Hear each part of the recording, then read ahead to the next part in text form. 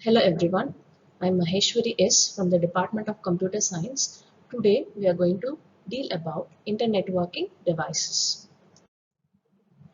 In this video, we are going to discuss about routers and gateways. The connecting devices are categorized into repeaters, bridges, routers and gateways.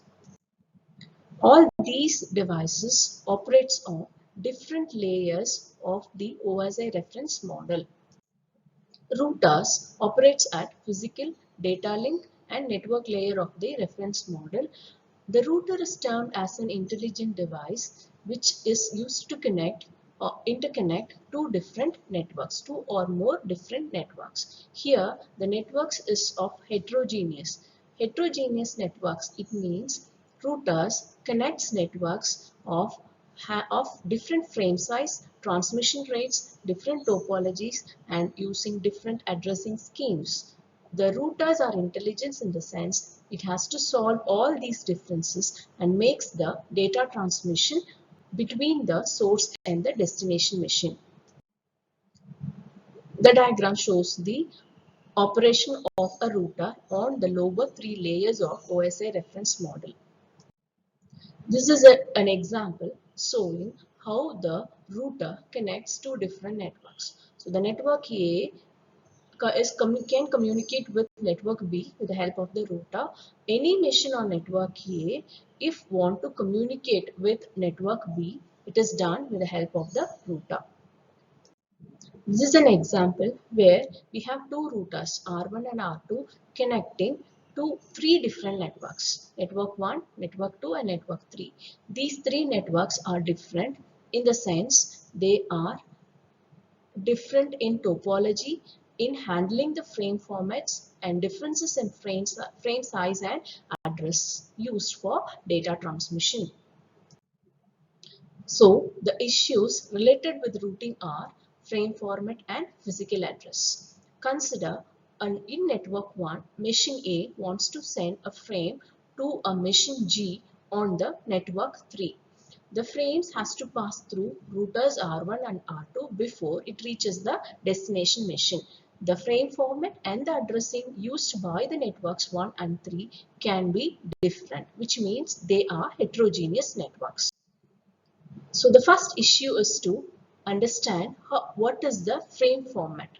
The frame format of the source network Ethernet would be different, and when it reaches the other network, it has to be reformatted. Here, the X.25 frame format has to be the source format of the Ethernet network frame has to be converted to this X.25 format, as the router R2 understands only X.25. Now again the router R2 converts the frame to the token ring format, which is the destination machine G's format. So this reformatting is very complex, and it also takes into other complexities of acknowledgement and priorities under consideration. The second one is the issue related with the address of the frame. It is a physical address or the physical address which is to be considered when you transmit a frame. Thus, address of the source machine and the address of the destination machine. Here, the machines on the different networks can use different address formats. So, when using the different physical address formats for the data transmission would be dangerous because it will not help in making the data transmission correctly. So, there are two different solutions for these issues to make the data transmission from source to the destination. For the networks which have different physical frame formats, a common logical frame can be used which is independent of the physical networks, that is underlying communicating networks. So this is universal format. The logical frame format is a universal address format. So the sender A must encapsulate the logical frame into Ethernet frame and it is transmitted to the router R1. Now the R1 extracts the original frame and encapsulates it into the second network, that is X.25 frame format. Now R1 extracts the original frame and converts it to the X.25 format, which is compatible to the next network. Now it sends it to the router R2. Now the R2 extracts the frame from X.25, then it converts it into the token ring format and gives it to the destination machine G. From the machine G, the original logical frame will be extracted. So this is how you can overcome the issue of different frame formats.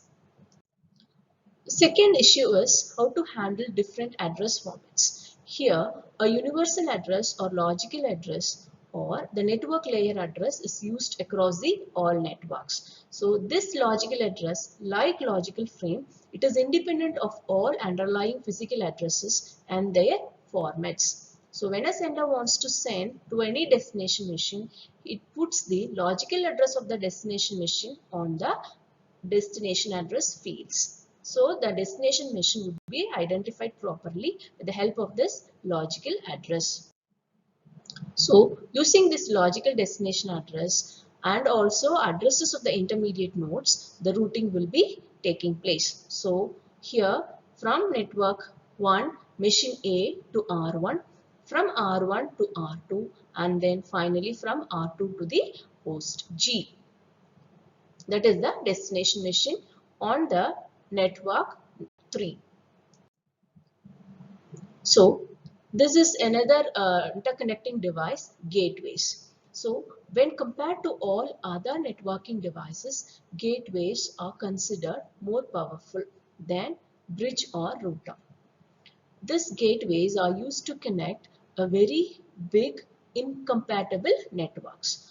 As we have seen earlier, gateways operates on all the 7 layers of the OSI reference model.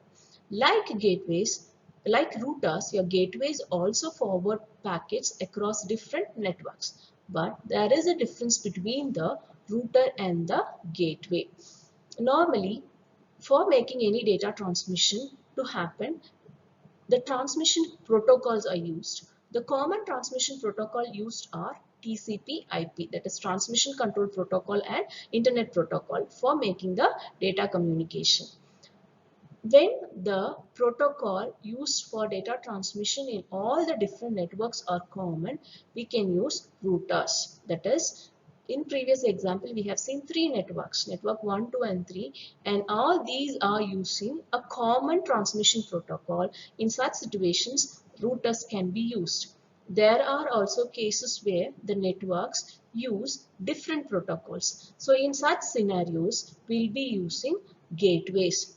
So the gateways forward packets across different networks that use different protocols.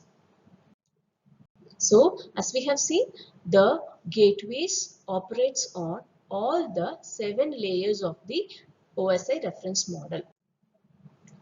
Gateways should translate the differences. Like routers, it also connects heterogeneous networks. So it must translate between different frame formats and also different protocols. So your gateway has to aware of what are all the networks it is connecting and what are all the protocols which are used on different networks and what are the different transmission mechanisms used. So your gateways has to take care of what are the changes that is to be applied for the frames, how to handle different frames of different sizes, how the data transmission rate difference is to be handled, and different frame formats, and what are all the different acknowledgement schemes that are used for making the transmission. So the routers and gateways are used to connect two different networks. These routers and gateways makes possible the communication between any two machines located on the different networks. That is, source machine will be in a different network and the destination machine will be on a different network. So the difference between routers and gateways are the routers connects different networks having the common transmission protocol, and gateways are used to connect different networks with operating on different transmission protocols. So to summarize, today we have discussed about routers and its functions and gateways and its functions. Thank you for watching.